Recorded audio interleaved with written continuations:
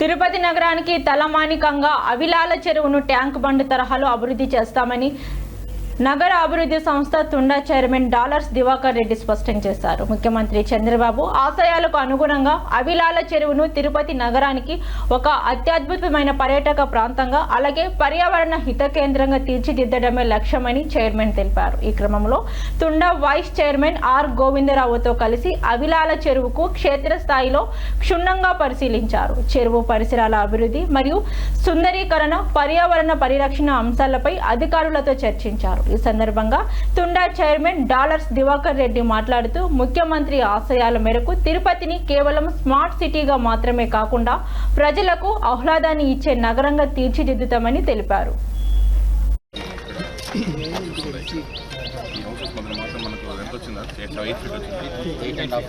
ట్యాంక్ని అభివృద్ధి చేయడానికి గౌరవ ముఖ్యమంత్రి గారి ఆదేశాల మేరకు మా చైర్మన్ గారు అండ్ మేము అందరం కూడా ఇక్కడికి విచ్చేయడం జరిగింది. ఇది సుమారు 150 ఎకరాలు పైచీలకు మనకి ఇక్కడ అందుబాటులో ఉంది. దీన్ని అభివృద్ధి చేయడానికి తగు చర్యలు తీసుకోవడం జరుగుతుందండి.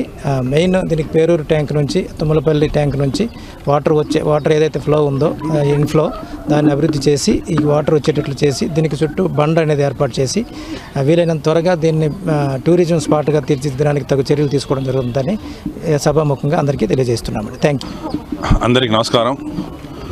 మీకు అందరికీ తెలుసు, ముఖ్యమంత్రి చంద్రబాబు నాయుడు గారు సంక్రాంతికి వచ్చినప్పుడు తిరుపతిని అవిలాల చెరువుని తిరుపతికి ట్యాంక్ బండ్గా చేయాలని చెప్పడం జరిగింది.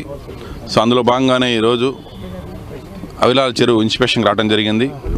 ఇది సుమారు 40-45 సంవత్సరాల నుంచి ఇక్కడ చెరువు అసలు లేకుండా చేసేసారు.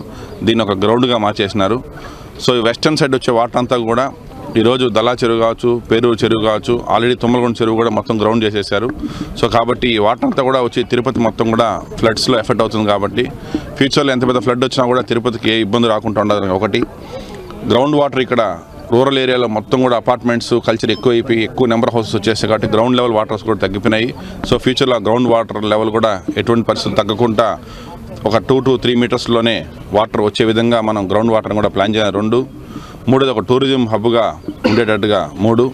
4వది ఫ్యామిలీస్ చుట్టుపక్కల ఉన్నటువంటి ఇది ఒక 3 కాన్స్టిట్యున్సీలకి జంక్షను. ఎందుకంటే చంద్రగిరి కాన్స్టిట్యున్సీ కావచ్చు, తిరుపతి కావచ్చు, గంగాధర కాన్స్టిట్యున్సీ కావచ్చు, 3 కాన్స్టిట్యున్సీస్ కూడా వెహికల్స్ ఎక్కువ భాగం ఇక్కడ రావటం పోవటాలు జరుగుతాయి.